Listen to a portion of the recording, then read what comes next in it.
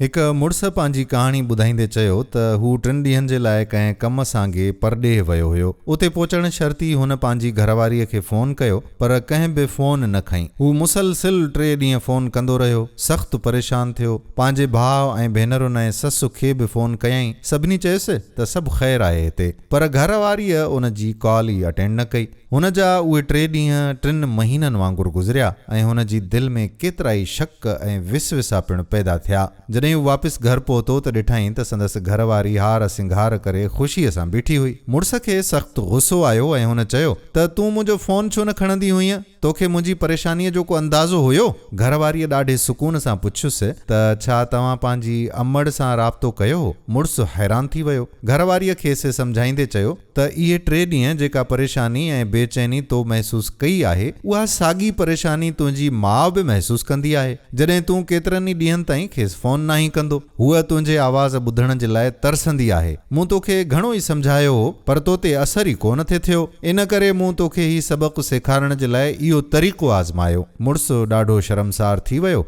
ऐं खेसि पंहिंजी ग़लतीअ जो अहसासु थियो। घरवारीअ खेसि गाॾीअ जी चाबी ॾिनी ऐं चयो त वञ, तुंहिंजी जन्नत यानी तुंहिंजी माउ तुंहिंजी वाट तकींदी हूंदी। मुड़ुसु फौरी तौर ते पंहिंजी माउ ॾांहुं रवानो थी वियो ऐं पंहिंजी अकुलमंद घरवारीअ जी महिरबानी बि अदा कयईं, जंहिं खेसि वक़्त ते सुजाॻ कयो। दोस्तो, असां जूं माइरूं असांजी जन्नत आहिनि। असां पंहिंजे कमनि कारनि में एतिरो मसरूफ़ न थी वञूं जो हिन हस्तीअ खे विसारे वियूं, जेका असांजी हिकु फ़ोन कॉल जे इंतज़ार में सॼो ॾींहुं गुज़ारे छॾींदी आहे। रोज़ानो घटि में घटि अमड़ सां हिकु दफ़ो ज़रूरु मिलो, या अव्हां खां परे आहे त उनखे फ़ोन कॉल ज़रूरु करियो, छो त अमड़ जूं दुआऊं ई असांजी असल कामयाबी आहिनि। वीडियो वणी हुजे त पंहिंजे दोस्तनि ॾांहुं ज़रूरु मोकिलिजो।